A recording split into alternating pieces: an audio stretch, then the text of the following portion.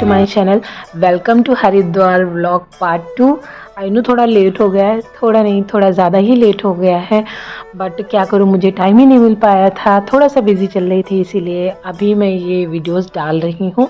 क्योंकि मैंने सोचा कि जब मैंने रिकॉर्ड किया है तो क्यों ना डाल ही देती हूँ। तो अगर जो भी हरिद्वार जाने के लिए सोच रहे होंगे, तो जो भी मेरा एक्सपीरियंस रहा है, जो भी मैंने चीज़ें वहाँ पर देखी हैं समझी हैं, तो वो मैं आप लोग के साथ शेयर करूँगी। तो अगर कोई ये वीडियो देखेगा तो उसके लिए यूज़फुल रहेगा। तो अगर आप भी हरिद्वार जाने के लिए प्लान कर रहे हैं तो मेरी वीडियोस आपके लिए बहुत ज़्यादा हेल्पफुल रहेंगी, क्योंकि वहाँ पे क्या करना चाहिए क्या नहीं करना चाहिए ये सब चीज़ें मैं आपको बताऊंगी। तो वीडियो में कंटिन्यू बने रहिएगा। यहाँ पर हम पहुँच गए थे ट्रॉली सेंटर अपना टिकट लेने के लिए। ट्रॉली से हम लोग जा रहे थे, क्योंकि हमारे पास बच्चे थे, इसलिए हम लोग पैदल नहीं चढ़ पाते, थोड़ी प्रॉब्लम हो जाती, इसीलिए हम लोग ट्रॉली जा रहे थे।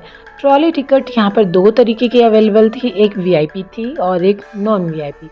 दोनों में डिफरेंस बस इतना था कि जो नॉन वीआईपी थी उसमें आपको थोड़ी सी लाइन लगानी पड़ जाती है, रश के अकॉर्डिंग जैसे रहता है, और वीआईपी में आपको बिल्कुल भी लाइन नहीं लगानी पड़ती है। और बच्चों की हाइट के अकॉर्डिंग आपको हाफ फुल जैसा टिकट लगेगा वैसा यहाँ पर देते हैं देख करके। और ये जो रेड शर्ट पे अभी आपको अंकल दिखे थे, ये ज़बरदस्ती हम लोगों को प्रसाद पकड़ा करके गए।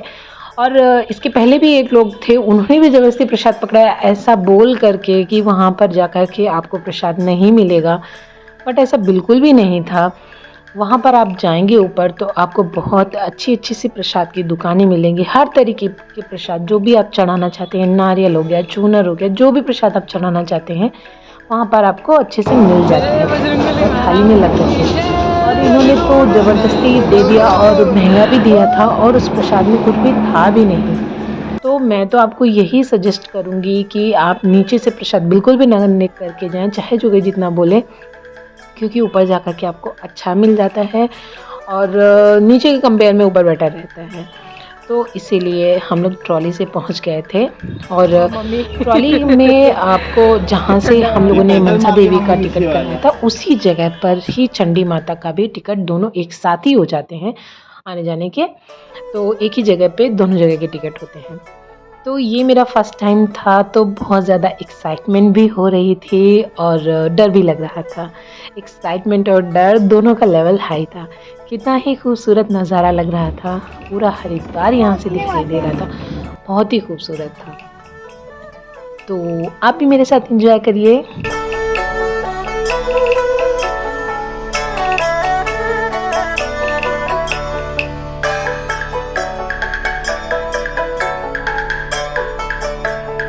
अगर आप बच्चों के साथ हैं, फैमिली है, जैसे हमारे साथ हमारी मम्मी थी और बच्चे थे, तो दोनों को ही प्रॉब्लम होती ज़्यादा चलने में, ज़्यादा देर खड़े रहने में। तो इसलिए मैं आपको ये सजेस्ट करूँगी कि एक तो आप ट्रॉली लीजिए, आपको सही रहेगा, जल्दी दर्शन भी हो जाते हैं। और दूसरा आप ऑफ सीज़न चूज़ करिएगा। ऑफ सीज़न में क्या होता है कि जैसे नवरात्रि हो गया और ये सब क्या होता है, सीज़न डेज़ होते हैं जिनमें हर कोई दर्शन करने के लिए जाता है माता रानी की, तो बहुत ज़्यादा भीड़ होती है। और अगर आप ऑफ सीज़न आते हैं तो आपको लाइन नहीं लगानी पड़ती और अच्छे से दर्शन भी हो जाते हैं। ये देखिए एकदम गेट पे आपको ये पहुंचा देती है और तुरंत निकलते ही मंदिर यहाँ से स्टार्ट हो जाते हैं। कितनी सुंदर सुंदर यहाँ पर प्रसाद की दुकानें थी। और ये हम लोग निकल लिए थे माता रानी के दर्शन करने के लिए। यहाँ से हल्का सा थोड़ी सी सीढ़ियाँ थी चढ़ के, ये है मेन मंदिर।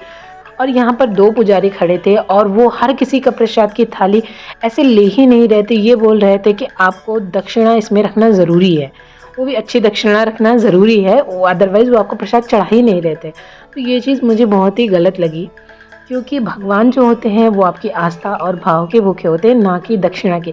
हमारी श्रद्धा है, हमारा जितना मन होगा हम उतनी दक्षिणा चढ़ाएंगे, बट इट्स नॉट कंपलसरी कि आपको एकदम रखना ही रखना है। तो ये चीज़ मुझे थोड़ी सी अच्छी नहीं लगी थी।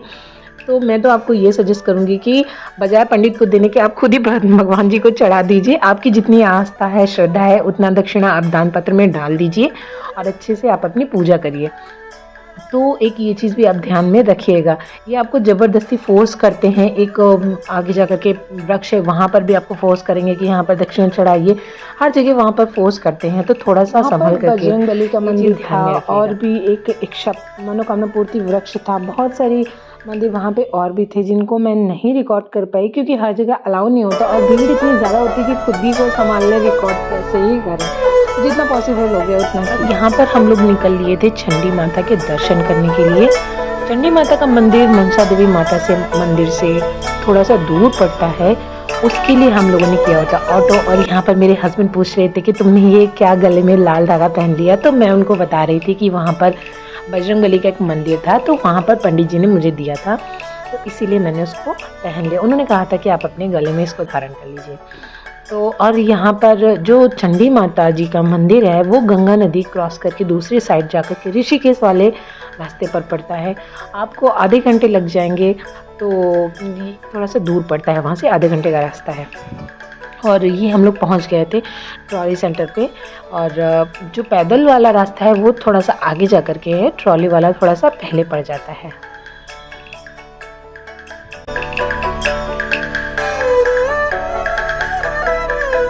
और यहाँ पहुँचते पहुँचते तो हमें शाम होने लगी थी। छोटा बेबी था इसलिए थोड़ा सा परेशान भी वो करने लगा था क्योंकि थोड़ा सा उसके लिए हैक्टिक हो गया था सारा दिन। जब हमें ही थकान हो रही थी तो उसे भी लग रही थी। यहाँ पर उतना रश नहीं था, मनसा देवी माता में ज़्यादा भीड़ थी, यहाँ पर उतना ज़्यादा भीड़ नहीं थी। बहुत ही आराम से आप ऊपर भी बहुत ही ज़्यादा भीड़ नहीं थी, नॉर्मल थी। तो हम लोग यहाँ पर ट्रॉली में बैठ लिए थे।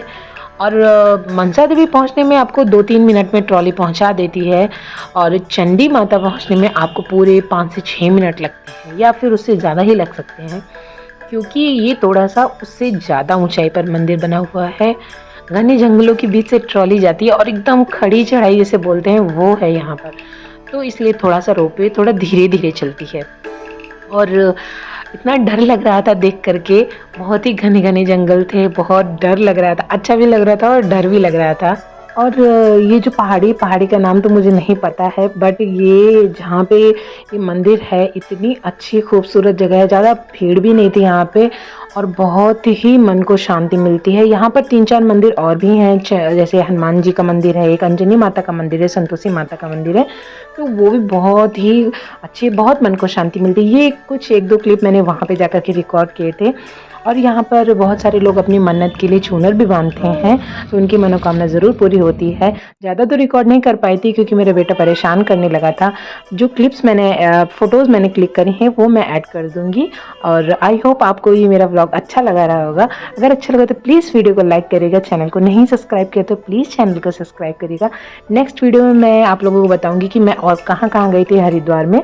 तो मिलते हैं नेक्स्ट वीडियो में और आगे की क्लिप्स एंजॉय करिए और चैनल को सब्सक्राइब करिए। Bye bye.